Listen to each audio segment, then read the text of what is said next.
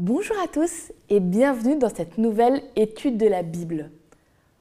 Aujourd'hui, nous allons parler d'un sujet un peu étrange dans son titre. La bonne nouvelle du jugement. Je ne sais pas pour vous, moi le jugement, ça ne me paraissait pas une bonne nouvelle, mais visiblement si. Et pour pouvoir nous expliquer ce sujet, je suis avec deux pasteurs, le pasteur Gabriel Goléa. Bonjour. Et le pasteur Joël Vaiti. Bonjour.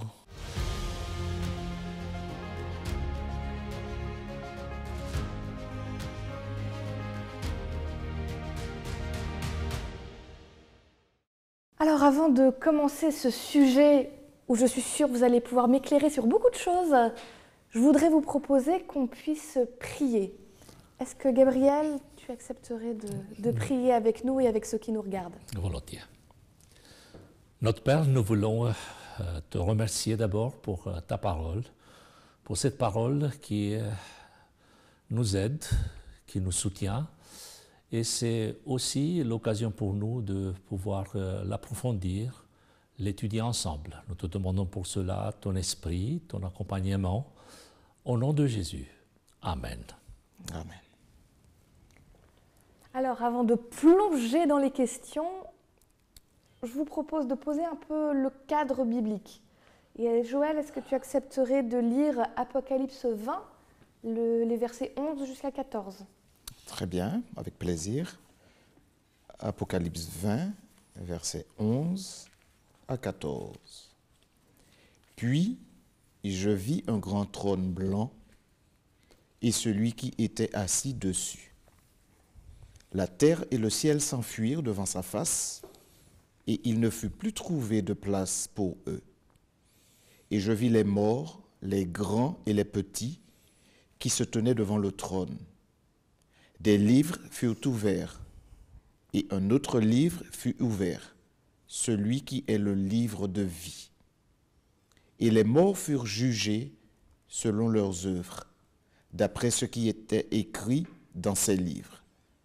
La mer rendit les morts qui étaient en elle, la mort et le séjour des morts rendirent les morts qui étaient en eux, et chacun fut jugé selon ses œuvres. Et la mort et le séjour des morts furent jetés dans l'étang de feu. C'est la seconde mort, l'étang de feu. Merci beaucoup. Alors on a ce texte, je vous avoue, le langage dedans, c'est pas la première chose qui me vient à l'esprit quand je pense bonne nouvelle. On me parle des morts, des séjours des morts, de livres ouverts, des temps de feu. Bon, est-ce que vous pouvez nous faire un lien entre ce jugement, c'est une notion quand même qui fait plutôt peur. Si je dois passer devant le juge, je ne serais pas forcément super contente. Et cette bonne nouvelle, parce que c'est quand même le titre de notre étude, la bonne nouvelle du jugement. Effectivement, la notion de jugement est associée à la bonne nouvelle. Ça peut paraître au moins paradoxal.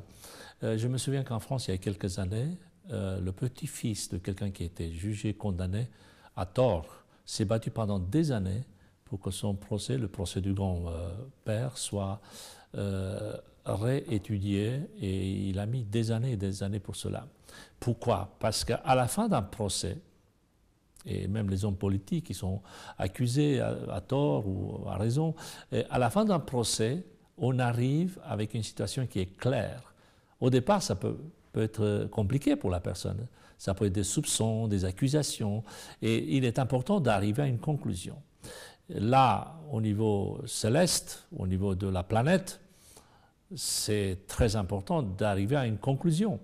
On sait qu'il existe un accusateur, il existe des coupables, il existe des personnes qui méritent, et finalement, on veut savoir quel est le verdict final. C'est une question de foi aussi. Vivre en anticipation par rapport à ce moment important de l'histoire de l'univers, où finalement ceux qui sont coupables seront coupables, pas juste prétendument coupables, et ceux qui sont innocents seront innocents. Il me paraît aussi intéressant de signaler un peu dans la suite de ce que Gabriel vient de partager avec nous, que le jugement de Dieu, l'idée du jugement de Dieu libère. le jugement de Dieu libère en ce sens que Dieu est un Dieu d'amour. Et celui qui passe en jugement, il reconnaît l'amour de Dieu, il reconnaît la miséricorde de Dieu. Donc, en quelque part, le jugement fait partie justement de tous ces attributs que Dieu développe à l'endroit de tous les individus, quels qu'ils soient. Donc, l'amour de Dieu se révèle aussi au travers donc, de ce processus du jugement. Certainement, nous y reviendrons tout à l'heure. Mais alors, si Dieu est un Dieu d'amour, pourquoi on ne fait pas sauter le jugement ? Il y avait ce chant qui disait « On ira tous au paradis, toi et moi, qu'on soit bon, qu'on soit mauvais, on ira tous ». Si Dieu est amour, est-ce que ce n'est pas plus simple de dire « Bon, on efface tout, on recommence et tout le monde y est et on avance tranquillement ». Enfin, pour moi, ce jugement, est-ce que vraiment c'est de l'amour ? Le vrai jugement et la vraie analyse des choses d'une manière objective se fondent sur des principes, pas sur des sentiments. Même les parents vis-à-vis de leurs enfants, même dans un collectif, on ne peut pas baser une relation durable sur des sentiments. Souvent, on entend ça dans la société comme un cri de souffrance. On veut plus de justice, on veut plus de... donc ces valeurs-là sont... comment elles arrivent par des sentiments? Non, par des aspects objectifs, incontestables. Hein? Quand 2 plus 2, ça fait 4, en tout cas dans la mathématique classique, ça doit faire 4. On ne peut pas dire, ouais, mais si on est gentil, si on met un peu plus de patience, ça peut faire 5. Impossible. Donc ce sont des valeurs objectives mesurables et qui ne sont pas contestées d'un point de vue extérieur. Donc personne ne viendra, ni aujourd'hui, ni demain, et là on parle de l'éternité. Imaginez, je fais un scénario un peu fictif, mais c'est possible, hein? C'est d'arriver en plein milieu de l'éternité avec quelqu'un qui dit « Mais tiens, mais sur quelle base ont-ils été rachetés, ceux qui sont au ciel? Quelle est la base? L'amour de Dieu, ok, mais quel est le cadre de cet amour? Comment cet amour s'est-il exprimé? Bah oui, écoutez, on leur a fait une petite fleur, un petit geste, et comme ça, ça passe. Impossible, parce qu'il y a justement un cadre, et là on vient à quelque chose qui est valable même aujourd'hui, à savoir quel est le cadre dans lequel Dieu exerce cet amour. Donc ce n'est pas incompatible. Des fois, je souligne cet aspect dans nos relations humaines, on a tendance à les mettre en opposition. Hein. Soit tu es gentil, soit tu es dur. Hein. Soit tu es aimable, soit tu es exigeant, comme s'il y avait une opposition. Non, on demande d'être vrai dans la valeur et de l'exprimer avec amour. L'une n'empêche pas l'autre. Et c'est tout à fait, disons, le caractère complet d'un Dieu qui aime sa créature dans un contexte où il souhaite le bonheur éternel avec des lois, des valeurs qui durent, qui ne sont pas juste en fonction des émotions, des sentiments, parce que ça peut changer. Hein. Donc Dieu est très attentif et c'est sa nature, d'exprimer cet équilibre entre la miséricorde et son caractère juste. Alors, quand on parle de jugement, effectivement, le terme en lui-même, il effraie. Même si on sait qu'on n'a rien à se reprocher, mais rien qu'à entendre le mot, ça peut susciter toutes sortes d'émotions et même causer une certaine panique. Et une des définitions justement du jugement, que ce soit au temps biblique comme aujourd'hui, c'est surtout cette notion de l'évaluation. Un Dieu qui évalue. Il évalue celui qui accepte le plan du salut qu'il a mis en place, mais il évalue aussi celui qui refuse de se diriger d'après sa parole, d'après ses principes. Et en quelque part, il y a de la transparence. Et c'est important de voir le jugement de cette manière-là. C'est un peu comme dans la salle de classe. Celui qui a revu un peu ses notes, il a pris le temps de se concentrer sur les dernières choses faites en cours. Quand il arrive et qu'on annonce qu'il y a une évaluation, il est ravi de pouvoir passer cette évaluation parce qu'il a appris. Il n'est pas dans un contexte où il a peut-être joué pendant tout le week-end, on est lundi matin, mais il est content parce il sait ce qu'il veut dans la vie et l'évaluation va lui permettre justement de continuer à s'affirmer. Mais pour celui qui a passé le week-end à faire la fête, et quand on lui annonce comme ça, là, lundi matin, il est 10h30, interrogation, évaluation, alors là, il est dans tous ses états, parce que le mot évaluation correspond à un comportement qu'il a eu, et ça le dérange. Donc, en quelque part, ce n'est pas le prof qui a un problème, mais c'est lui qui a un problème, parce que l'évaluation résonne d'une certaine manière pour lui. Et j'en viens au texte sacré qui nous dit, dans Romains 8, verset 1, il n'y a aucune condamnation pour celui qui est en Jésus-Christ. Eh bien justement, peut-être juste, comme tu as utilisé cet exemple de la classe, peut-être que la différence entre le jugement de Dieu et l'évaluation d'un professeur, c'est que dans notre monde injuste, tu as des élèves qui ont étudié tout le week-end et qui n'arrivent quand même pas à passer l'évaluation.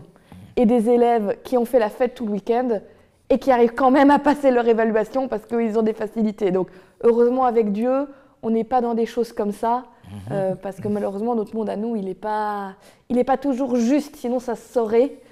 Si c'était juste au travail et au mérite, bon, ça se saurait. Mais juste, tu as parlé là tu as parlé de Romains, il n'y a aucune condamnation pour ceux qui sont en Jésus-Christ. Gabriel, tu as dit, on pourrait demander à Dieu pourquoi est-ce qu'ils sont là, Dieu a fait un petit arrangement. Mais est-ce qu'il n'y a pas quand même un petit arrangement quelque part? Parce que justement, Dieu dit, vous allez passer en jugement, mais ceux qui croient, vous n'allez pas passer. D'ailleurs, il y a des textes qui disent, tout le monde passe en jugement. Par exemple, Apocalypse 20 qu'on a lu, dit, tout le monde passe, même ceux qui sont morts, ils ressuscitent, ils passent en jugement. Et il y a Romains, il y a aussi un texte dans Jean 5 qui dit que celui qui croit ne passe pas en jugement. Alors, on est jugé, je vais être jugé, je ne vais pas être jugé, j'ai besoin de savoir, s'il vous plaît. Alors, le texte, effectivement, d'Apocalypse chapitre 20, il est dit qu'ils furent tous jugés, chacun selon ses œuvres. Alors, il y a un grand paradoxe dans la Bible, c'est qu'on l'entend souvent, surtout la première partie, c'est de dire que nous vivons par la grâce. Nous sommes pardonnés par la grâce. Nous sommes aimés de Dieu à cause, grâce à son amour. Et là, on arrive à la deuxième réalité, jugé par ses propres œuvres. Comment expliquer cela? Donc, vivre par la grâce et juger par les œuvres. Oui, parce que dans le jugement, les œuvres ne sont pas éliminées. La question est de savoir qui fait ces œuvres et comment arrive cette réalité dans la vie du tribunal. Est-ce qu'on constate que c'est par leurs propres efforts ou c'est suite à une présence de Dieu dans leur vie? Donc la phrase complète serait de dire juger par les œuvres effectuées en Christ ou grâce au mérite du Christ. Et c'est pour cela que ce jugement va être, une fois de plus, très objectif. Donc tout le monde passe par le jugement. La question est de savoir qu'est-ce qu'on présente comme dossier. Est-ce qu'on présente notre propre vie par nous-mêmes? Et à ce moment-là, ça va être compliqué. Certains vont être refusés à l'examen final, pour reprendre la même image de l'école, ou au contraire, même si aux yeux des hommes, ces personnes n'ont pas grand-chose à présenter, ils seront sauvés parce qu'ils ont mis toute leur confiance dans les mérites de Jésus. Donc, même dans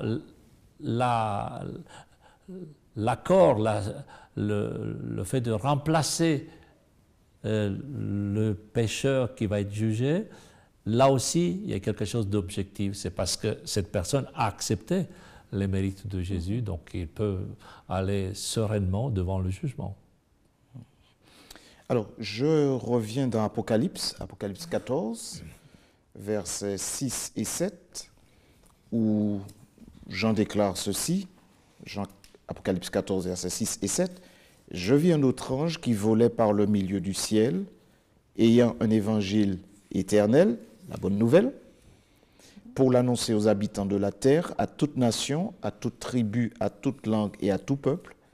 Il disait d'une voix forte, « Craignez Dieu et donnez-lui gloire, car l'heure de son jugement est venue. Et adorez celui qui a fait le ciel et la terre et la mer et les sources d'eau. » Donc il est un fait puissant qu'on ne peut pas sortir de son contexte. Dieu est un juge. Et dans le livre des psaumes, il est présenté comme le juste juge. Et en sa qualité de juste juge, Dieu, il met en place un jugement. Et les Saintes Écritures nous parlent ici de cette heure du jugement qui est arrivée. Il ne s'agit pas ici d'une période de 60 secondes, de 60 minutes, d'une heure, mais il s'agit du moment du jugement de Dieu. Ça veut dire que Dieu, il fait les choses de manière séquentielle, et viendra le moment où son jugement va se dérouler. Maintenant, le jugement dont il est parlé ici, c'est surtout le fait que Dieu, il juge. C'est le fait de juger. Ce n'est pas la sentence du jugement. Ainsi, notre compréhension du jugement de Dieu, c'est un jugement qui va se dérouler selon 3 étapes, 3 phases, qui sont facilement identifiables. La première phase du jugement, c'est avant le retour de Jésus. Et d'ailleurs, c'est cette phase du jugement qui va permettre à Jésus de préparer un peu sa liste de tout ce qu'il viendra chercher. On va le dire de cette manière-là. Première étape. La deuxième étape, elle va se dérouler après le retour de Jésus. Et la Bible nous introduit dans un autre concept, celui de 1000 ans, le millénium. Et ce jugement va se dérouler donc pendant cette période de 1000 ans.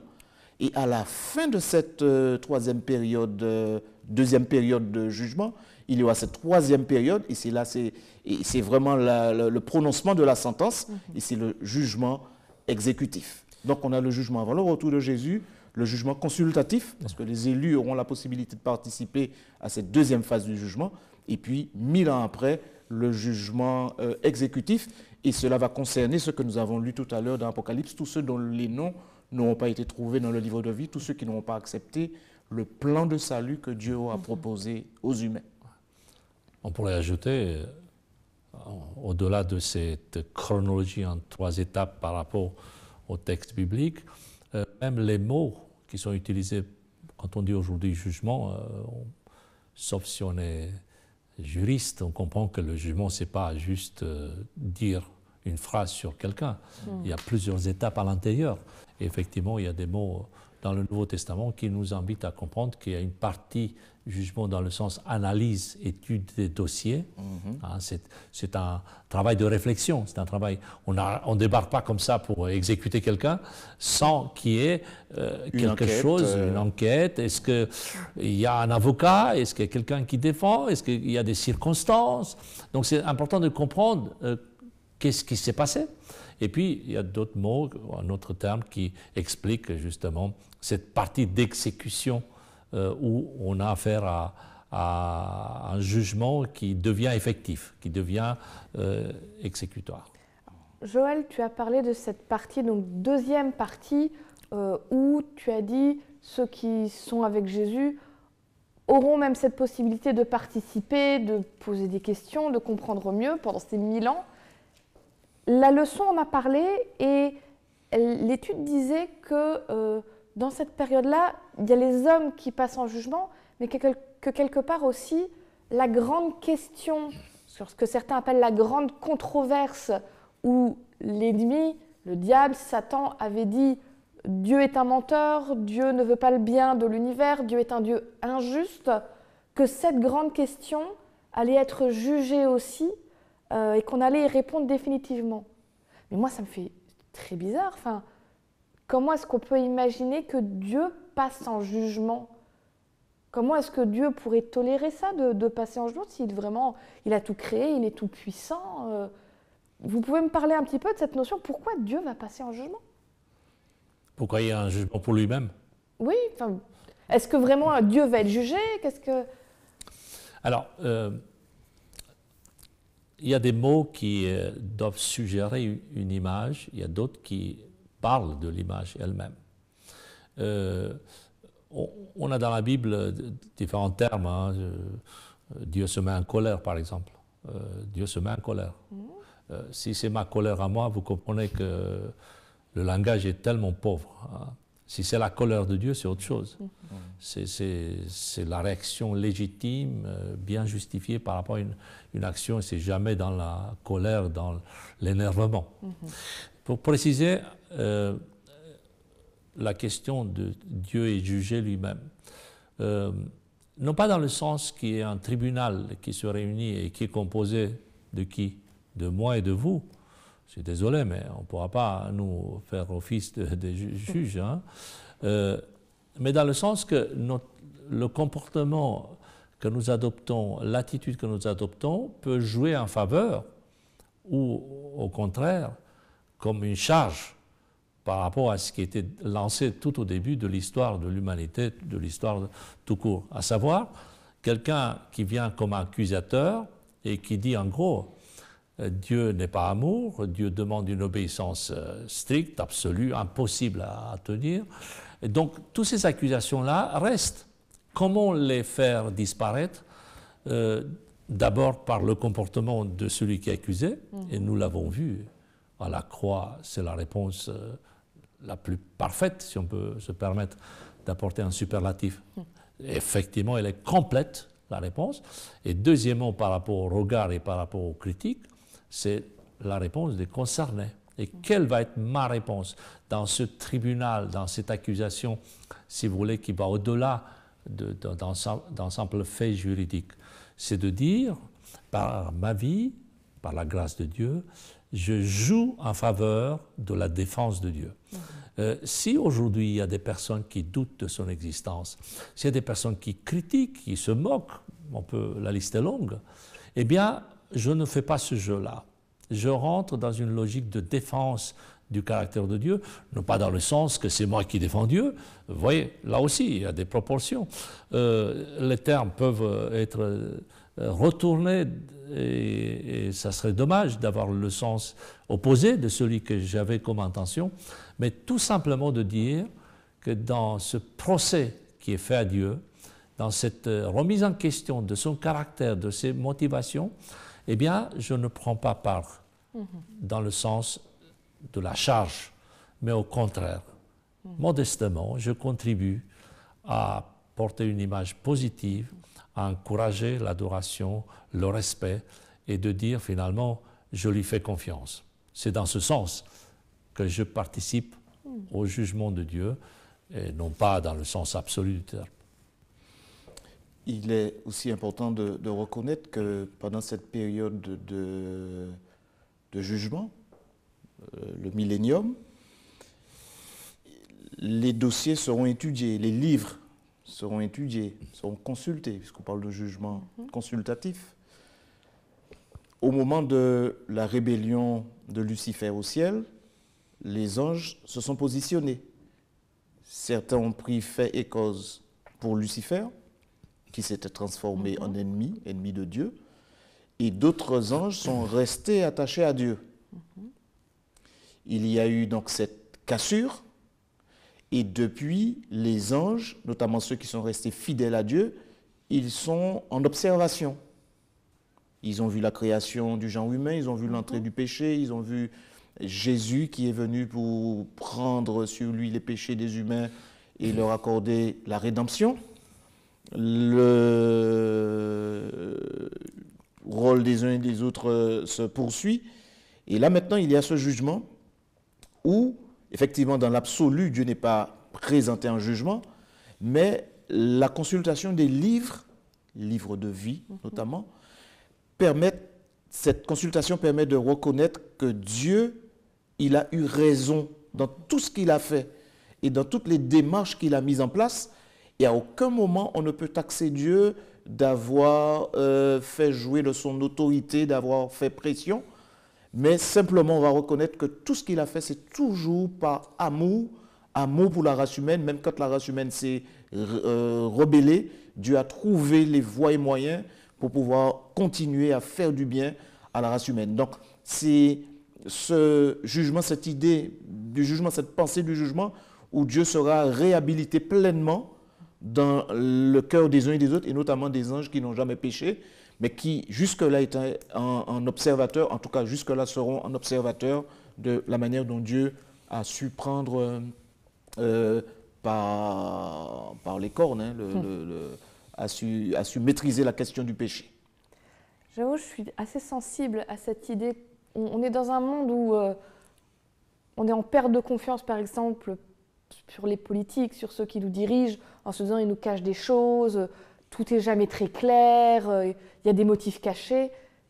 Je suis sensible à cette idée que la Bible nous précise que Dieu voudra faire les choses en transparence, tu avais utilisé ce mot, voilà, où il n'y a rien de caché, il n'y a rien... Non, faites juste confiance, vous n'avez pas besoin de savoir. Voilà, avec Dieu, les choses sont claires, elles sont dites, et ça, je pense que c'est important aussi pour nous tous, de se dire il n'y aura plus de choses un peu troubles, un peu bizarres comme ça. Et il y a un épisode dans l'Ancien Testament où il est dit qu'à un moment donné, si quelqu'un se rebelle contre Dieu et qui fait des choses qui ne sont pas correctes devant Dieu, eh bien que cette personne soit isolée et lapidée. Et vous vous souvenez, c'est un petit détail, qui va commencer ? Ce ne sont pas les étrangers ou les personnes qui habitent loin, c'est d'abord la famille. C'est cruel, extrêmement cruel. Bien sûr, on ne va pas répéter, on a compris qu'il n'est pas nécessaire de répéter ces épisodes aujourd'hui. Nous ne faisons pas l'apologie du fait, mais gardons le principe, l'idée, à savoir qu'il doit y avoir justement une attitude, une prise de conscience de la part de ceux qui sont les plus proches possible. Eh bien, j'imagine, et je transpose ça au niveau du jugement, c'est-à-dire qu'il y aura un moment où même les plus proches devront se prononcer pour qu'il n'y ait pas d'ambiguïté, justement, pour que la transparence puisse être une réalité, quelque chose de vrai, et ça permettra d'élucider ou d'éliminer toute zone d'ombre, parce qu'on ne peut pas gouverner dans un univers parfait, d'une manière éternelle, avec des soupçons, avec de la méfiance. Il n'y a pas pire que la méfiance. Et donc Dieu va éliminer tout cela grâce à son caractère, à sa façon de faire. Je vous remercie tous les deux pour votre participation. En tout cas, j'espère que pour vous qui nous avez aussi suivis et regardés, ça vous a apporté des éclairages nouveaux, ça vous a aidé à comprendre comment ce jugement est réellement une bonne nouvelle pour ma vie, pour votre vie. Je vous souhaite une très bonne semaine. À bientôt pour une prochaine étude.